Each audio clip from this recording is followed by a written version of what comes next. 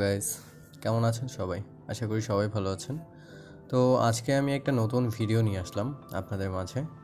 যে ভিডিওটাতে আমি আপনাদের সাথে কথা বলবো, আমি আপনাদেরকে অ্যাকচুয়ালি দেখাবো যে আপনাদের টেলিগ্রাম অ্যাকাউন্টটা কীভাবে সুরক্ষিত রাখবেন। ঠিক আছে? আমরা পর্যায়ক্রমে এই টেলিগ্রাম অ্যাকাউন্ট দিয়ে বিভিন্ন মানুষ বিভিন্ন কাজ করি। এই টেলিগ্রাম আমাদের অনেক সময় অনেক কাজে আসে। সো আমরা আজকে এই ভিডিওর মাধ্যমে দেখব যে আমাদের এই টেলিগ্রাম অ্যাকাউন্টটা আমরা কিভাবে সুরক্ষিত রাখতে পারি। ঠিক আছে? তো দেখুন, এখানে আমাদের বিভিন্ন সময় দেখা যায় কি আমাদের যে টেলিগ্রামটা আমরা ইউজ করি এটার অ্যাক্সেসটা অন্যজনের হাতে চলে যায় বা অন্যজনরা অ্যাক্সেসটা নিয়ে নেয়। তো এই টেলিগ্রামের সিকিউরিটির ব্যাপারটা এটা আমরা অ্যাকচুয়ালি কোথা থেকে কিভাবে কোন সেটিংয়ের মাধ্যমে এইখানে সিকিউর যে প্রবলেম বা যে সলিউশনটা সেটা আমরা যে করব, এটাই মূলত আজকে আমরা দেখতে যাচ্ছি। তো চলুন বেশি কথা না বাড়িয়ে আমাদের ভিডিও শুরু করা যাক। আমি চলে যাচ্ছি আমার টেলিগ্রাম অ্যাকাউন্টে। তো আপনারাও আপনাদের টেলিগ্রাম অ্যাকাউন্টে এইভাবে চলে যাবেন। এরপরে আমার সামনে এরকম একটা ইন্টারফেস আসবে টেলিগ্রামের। তো আমাকে হচ্ছে উপরে ঠিক উপরে 3 লাইন ডটে ক্লিক করতে হবে। তো আপনারা একটু যদি খেয়াল করেন আমাদের 3 লাইন ডটটা ঠিক এই জায়গাটাতে থাকে।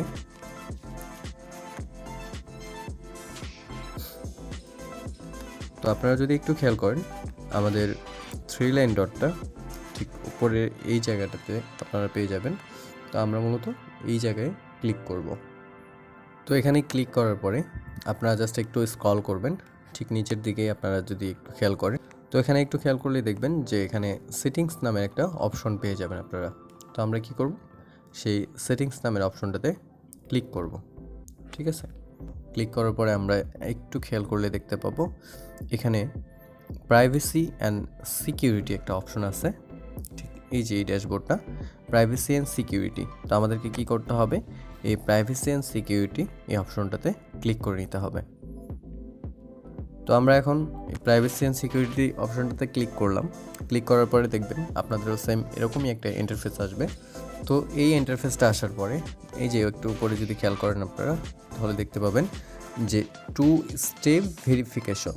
ঠিক আছে? এই 2 স্টেপ ভেরিফিকেশনটা যদি আপনাদের অন করা থাকে বা আপনারা যদি অন করেন তাহলেই কিন্তু আপনারা এই প্রবলেমগুলো থেকে সলিউশন পেয়ে যাবেন। আচ্ছা যাই হোক, তো আমি এখানে দেখাচ্ছি ঠিক আমার মতো করেই আপনারা করে নেবেন। আমি এখানে দেখাবো যে 2 স্টেপ ভেরিফিকেশনটা কীভাবে অন করতে হয়। তো আমি এখন এই 2 স্টেপ ভেরিফিকেশন এটা ক্লিক করলাম। ক্লিক করার পরে এখানে আমাকে দেখাচ্ছে সেট পাসওয়ার্ড, মানে আমাকে একটা পাসওয়ার্ড দিতে বলতেছে। তো আপনাদেরও কিন্তু সেম এরকমই ইন্টারফেসগুলো আসবে। আপনারা একটু খেয়াল করবেন, এই যে আমার এখানে দেখা যাচ্ছে সেট পাসওয়ার্ড। ঠিক আছে? তো আপনাদেরও কিন্তু সেম এরকম একটা ইন্টারফেস আসবে। যাই হোক, এখন আমি এখানে ক্লিক করব সেট পাসওয়ার্ডে। এরপরে দেখেন এখানে আমার একটা পাসওয়ার্ড চাচ্ছে। আমি এখানে মূলত আমার পাসওয়ার্ডটা দিয়ে দিয়েছি। তো আপনারাও এইভাবে আপনাদের পাসওয়ার্ডগুলো সেট করে নেবেন। এখানে ঠিক নিচে তীরের মতো একটা অপশন আছে, আপনাদেরও সেম এরকমই একটা অপশন পাবেন। তো আপনাদের কী করতে হবে, এই অপশনটাতে ক্লিক করে দিতে হবে। এরপরে দেখেন রি-এন্টার পাসওয়ার্ড। রি-এন্টার পাসওয়ার্ড মানে আপনি পূর্বের ন্যায় যে পাসওয়ার্ডটা দিয়েছেন সেই পাসওয়ার্ডটা আপনাকে পুনরায় এখানে বসিয়ে দিতে হবে। তো এখন আমি আমার পূর্বের ন্যায় যে আমি পাসওয়ার্ডটা দিয়েছি সেই পাসওয়ার্ডটা আমি এখানে আবার বসিয়ে দেব। তো এখানে আমার দ্বিতীয়বারই পাসওয়ার্ডটা আবার পুনরায় দেওয়া শেষ। তো এরপরে কি করবেন, এরপরে দেখেন আবারও সেই তীরের মতো একটা সেম অপশন আপনারা পেয়ে যাচ্ছেন এখানে। তো এই তীরের মতো এই সেম এই অপশনটাতে আবারও ক্লিক করে দিতে হবে। ক্লিক করে দেওয়ার পরে দেখেন এখানে যে হিন্টস এই অপশনটা আসছে। তো এখানে আপনারা চাইলে এটা দিতেও পারেন, চাইলে এখানে স্কিপ বাটনটা যে আছে এই যে স্কিপ বাটন, এই স্কিপ বাটনটাতে আপনারা ক্লিক করে এটাকে স্কিপ করে ফেলতে পারেন। আচ্ছা, আমি এখানে স্কিপ করলাম। এরপরে দেখেন, এরপরে আপনারা খেয়াল করলে দেখতে পাবেন যে এখানে আপনাদের একটা অপশন দেখাইছে রিকভারি জিমেল, মানে এখানেই আপনাদের যে জিমেল অ্যাকাউন্টটা আছে সেই অ্যাকাউন্টটা এই ড্যাশবোর্ডে এখানে বসিয়ে দিতে হবে। তো এখন আমি কি করব, আমার জিমেল অ্যাকাউন্টটা এখানে আমি বসিয়ে দেব। এরপরে হচ্ছে আমি আমার জিমেল অ্যাকাউন্টটা এখানে বসিয়ে দিলাম। এরপর আমাকে কি করতে হবে, সেই তীর চিহ্নটাতে আমাকে ক্লিক করে দিতে হবে, এই বাটনটাতে আমাকে ক্লিক করে দিতে হবে। তো আমি এখন ক্লিক করে দিলাম। তো এরপরে আপনারা দেখতে পাবেন যে আপনাদেরও সেম এরকম একটা কোড বক্স চলে এসেছে, যেটা ভেরিফিকেশন কোড হিসেবে আপনার এখানে দিতে হবে। তো এই কোড বক্সটা আপনারা কোথায় পাবেন? আমি যে আমার জিমেল অ্যাকাউন্ট নাম্বারটা দিলাম বা জিমেলটা যে দিলাম, সেই জিমেলেই মূলত আমার এই কোডটা চলে যাবে। তো আমি এখন আমার জিমেলটা চেক করব।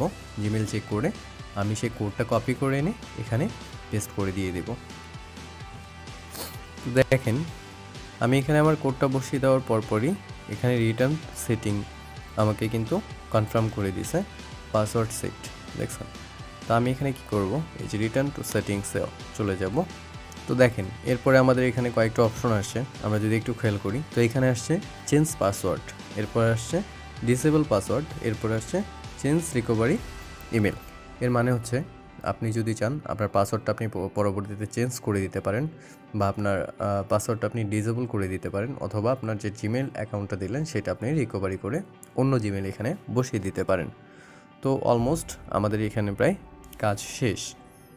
তো এরপরে আমরা একটু ব্যাগে যাব, ব্যাগে যাই এখানে আমরা একটা জিনিস দেখব। তো এখানে আমরা একটু খেয়াল করব যে আমাদের এই যে প্রাইভেসি অপশনটা আছে, প্রাইভেসি অপশনের নিচেই ঠিক দেখবেন ফোন নাম্বার। তো এই যে ফোন নাম্বারটা, আমরা মূলত এই ফোন নাম্বারটা সবসময় কী করব, এই ফোন নাম্বারটা আমরা সবসময় নোবডি করে রাখবো।